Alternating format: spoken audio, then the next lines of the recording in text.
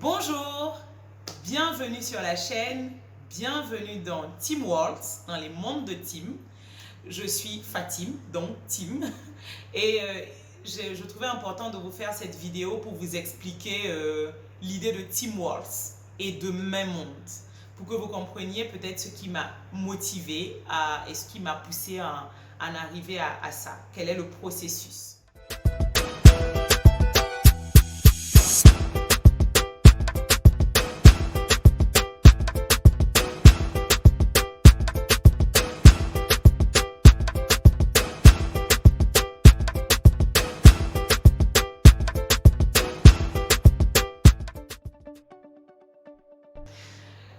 Je vous ai fait une brève présentation lors de la vidéo de lancement, mais là, j'aimerais vous décrire un peu plus mon parcours, juste un peu. Et on aura l'occasion de parler du reste après. Qui est Fatim Touré? Quel est mon parcours? Eh bien, c'est maintenant. Donc, je suis Fatim Touré. Je suis épouse Konkobo, mais ça vient dans la suite du parcours. Donc, Fatim Touré, je suis la Benjamin Lagaré, la Sadjon. On peut d'une famille de plusieurs enfants, de 7 enfants. Je suis donc la Benjamin, mais l'affaire de Benjamin, là, ça viendra dans une autre vidéo parce que c'est une place, c'est important d'en parler, mais en long, en large et en travers. Avantages et inconvénients d'être lagaré dans une grande famille. Bref, ça viendra. Donc, je suis la Benjamin d'une grande famille. Mes deux parents étaient enseignants. Mon père, enseignant d'histoire, professeur d'histoire-géographie. Ma mère, professeure de sciences naturelles. Donc, ma passion pour la transmission vient sûrement de là. Mon père était, selon ce qu'on m'a dit, un très grand orateur. Moi, je l'ai connu, mais je l'ai connu en tant que père, pas en tant qu'enseignant. Je l'ai connu en tant que père, en tant que papa, quoi. Donc moi, je n'ai pas eu l'occasion de voir ses grands discours, etc. Mais selon ce qu'on m'a dit, il était excellent. Donc j'ai une passion pour la transmission, peut-être parce que issue de famille d'éducateurs. Et j'ai fait des études au Burkina Faso, j'ai fait mon école primaire et ensuite j'ai fait le lycée dans le lycée de mon père qui s'appelle le lycée de la jeunesse. Et ça aussi, c'est une autre vidéo que je vous ferai parce que croyez-moi, c'est pas fun d'être dans l'école où ton père est, où tes frères travaillent, où tout est fait et gestes sont surveillés. Bref, moi je n'ai jamais eu l'occasion de tirer les coups, par exemple. Je n'ai jamais eu cette option dans mes options. Voilà, bref. Et donc j'ai fait un bac G2. Un bac G2 que j'ai eu avec mention assez bien quand même, avec 17 en philosophie, hein, s'il vous plaît. Continuons. Ensuite, après ça, je suis allée à Dakar pour poursuivre mes études à l'ISM. À l'ISM, j'ai fait une licence en marketing et communication. Puis, je suis allée au CESAC de Dakar où j'ai fait un Master 2 en marketing stratégique. Donc, j'ai vécu 5 ans en tout à Dakar pour faire mon Master.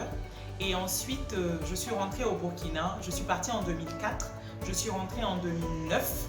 Et en 2010, je me suis mariée et j'ai rejoint mon mari qui lui était déjà expatrié en Ouganda. C'est là-bas qu'on a commencé ensemble ce parcours d'expatriation, mais lui, il l'avait déjà commencé avant moi dans d'autres pays, notamment le Tchad et la Côte d'Ivoire. Donc on s'est retrouvés, moi je l'ai rejoint en Ouganda, où on a fait en gros 1 an, en tout cas moi j'ai fait à peu près 9 mois, 10 mois avec lui et ensuite on est parti au Gabon. Au Gabon on a résidé 4 ans au total où notre première fille est née. Ensuite on est allé à Madagascar. À Madagascar où on a fait 2 ans et là on avait déjà les jumeaux qui étaient nés entre le Gabon et tout ça. Bref, je suis revenue accoucher à Ouagam et tout ça fera l'objet d'autres vidéos. Et ensuite on a fini par le Mali où on a fait 1 an et on est rentré au Burkina en 2018. Donc tous ces pays-là, j'aurai l'occasion de vous en parler. Non seulement dans cette vidéo, vous retrouverez aussi différents écrits sur ça sur le blog de Team World et dans le livre qui va bientôt sortir sur Team, qui va s'appeler aussi, je crois, jusqu'à présent, je n'ai pas changé de nom, qui va s'appeler Team World. Voilà pour mon parcours. on est revenu au Burkina. Donc je suis partie en 2004 et je suis revenue au Burkina en 2018. Et évidemment, ça fait 14 ans et en 14 ans, le pays change, moi aussi. Ce qui m'a permis de rester connectée, c'est ce fort lien familial qu'on a qui me permettait de rester moi connectée à l'ensemble de ma famille. Mais le fait de voyager comme ça, disons qu'il faut être solidement ancré pour pouvoir aller vers l'autre. Et heureusement qu'il y avait ces liens familiaux et cet ancrage avec la famille là qui me permettait de garder le lien.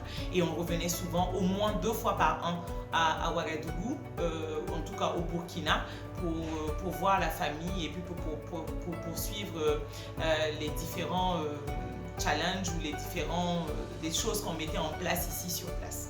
Donc on a eu l'occasion de revenir plusieurs fois pour rester connecté toujours au pays.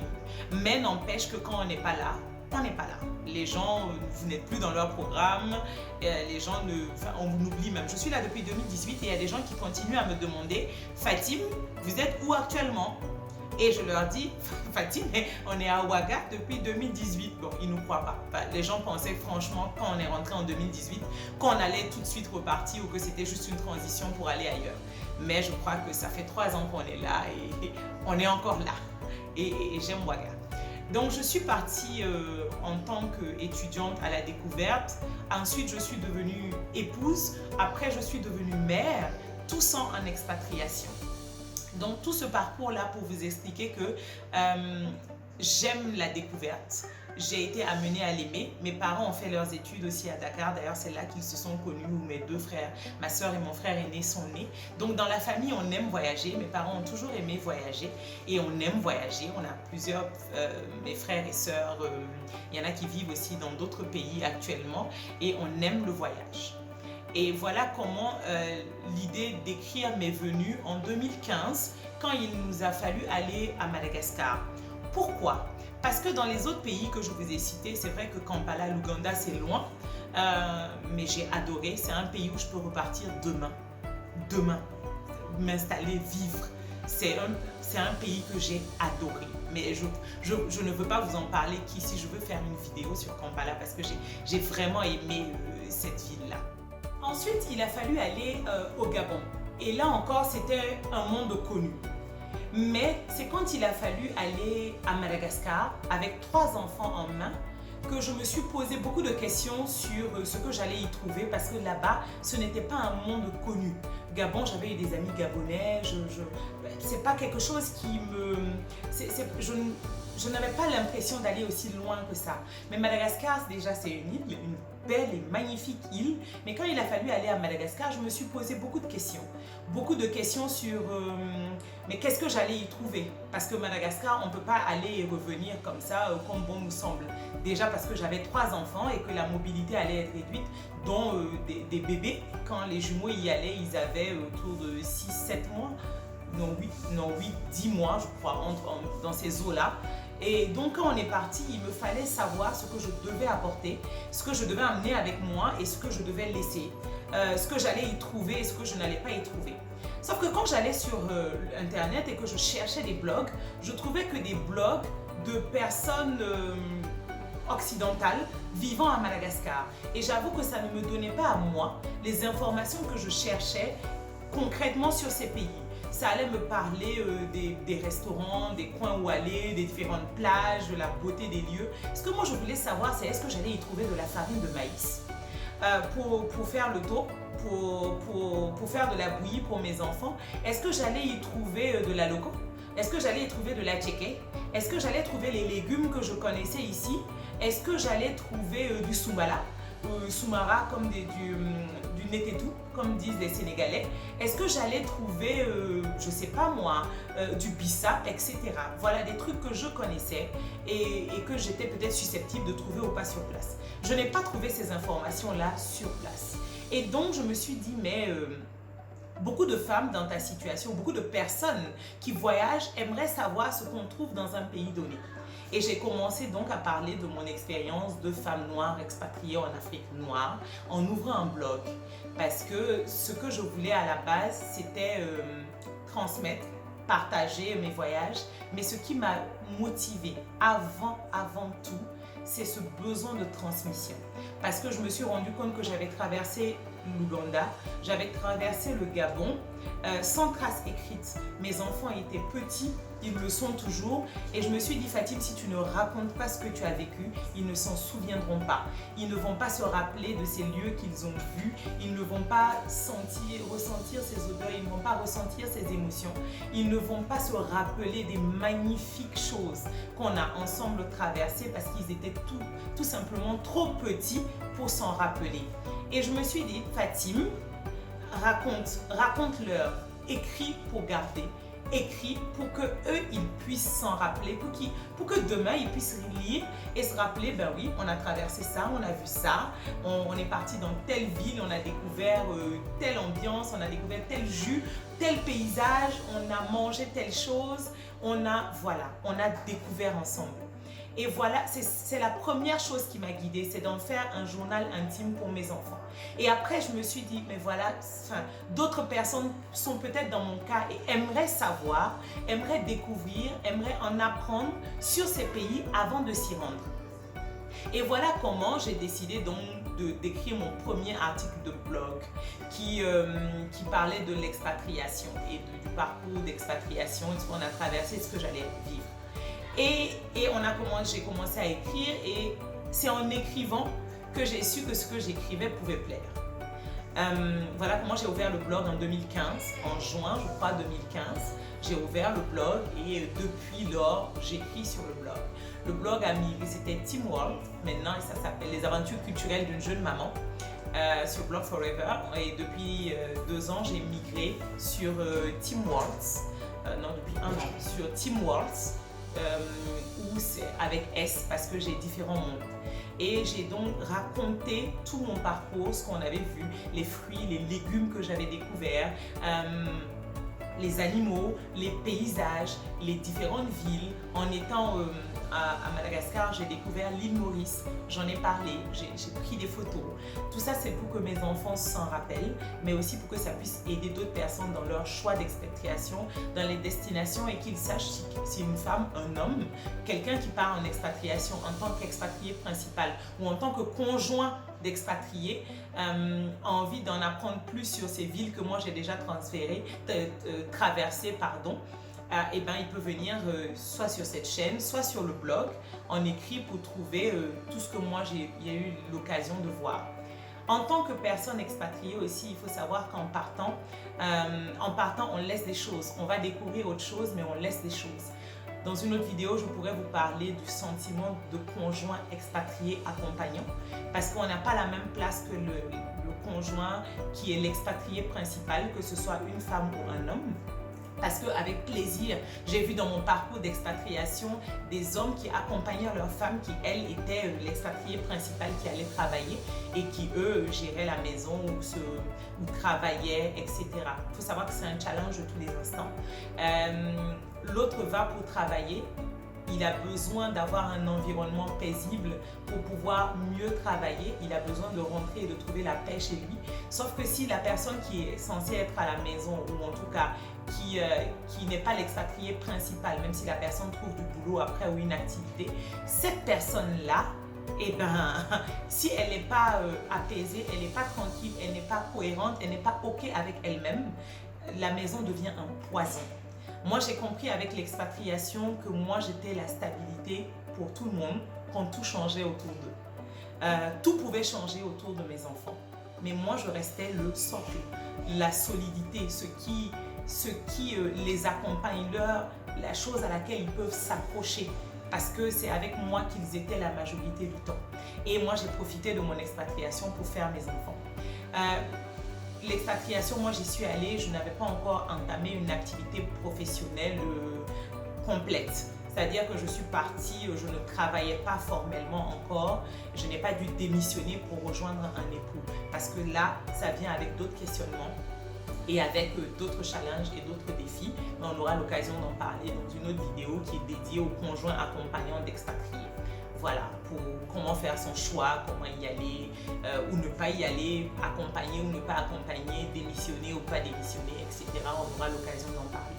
Donc voilà comment à travers ces différents pays dans ces différents pays que j'ai traversés là, j'ai eu l'occasion de découvrir, d'apprendre, de voir d'autres choses, de m'ouvrir l'esprit. J'ai appris sur les autres et je peux vous dire que j'ai surtout appris sur moi-même.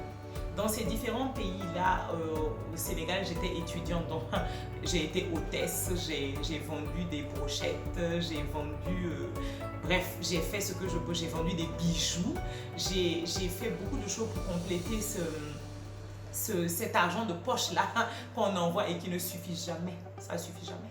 Bref, ensuite j'ai eu l'occasion d'y travailler, etc. Quand on est allé en Ouganda, je ne sais pas ne rien faire.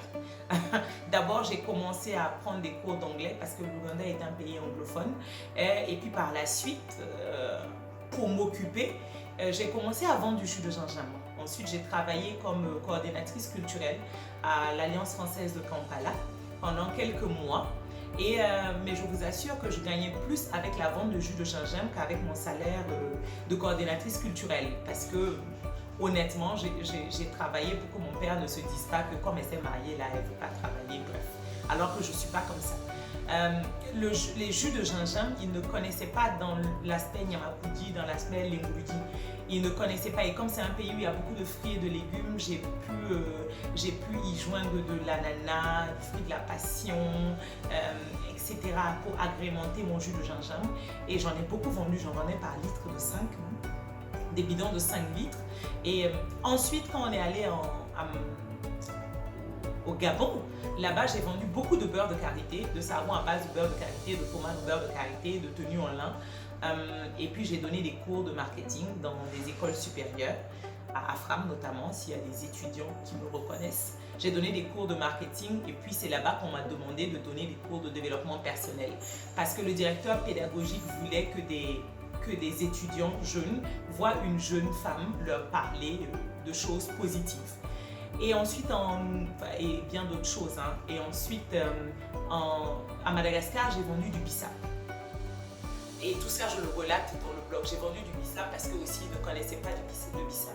En fait, dans chaque pays, j'ai découvert, mais j'ai tenu à amener une partie de moi vers eux. Je ne suis pas allée seulement pour prendre d'eux, pour apprendre uniquement d'eux.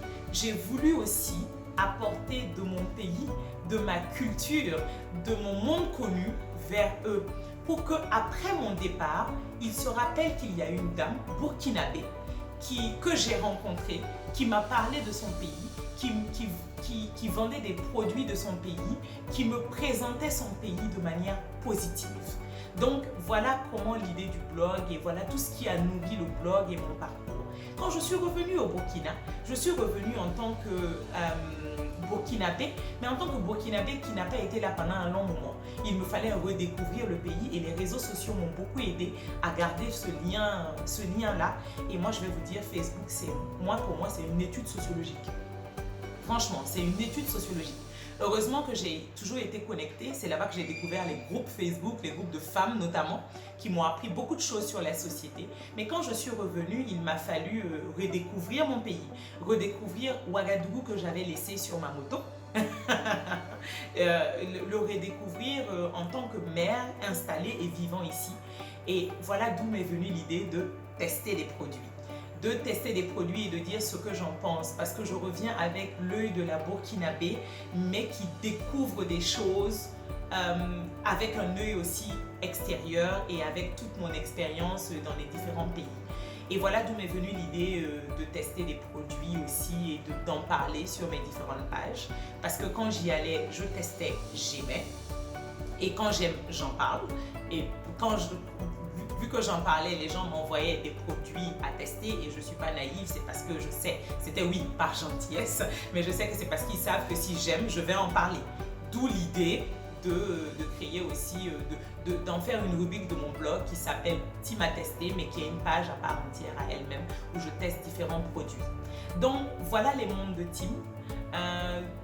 voilà tout ce qui a nourri mon parcours. C'est là-bas que ma passion pour les épices, notamment à Madagascar, c'est un pays de 1000 épices, c'est incroyable. Comme il y en a et comme il y en a différentes sortes, des légumes que je n'avais jamais vus ailleurs, des fruits que j'ai découverts là-bas.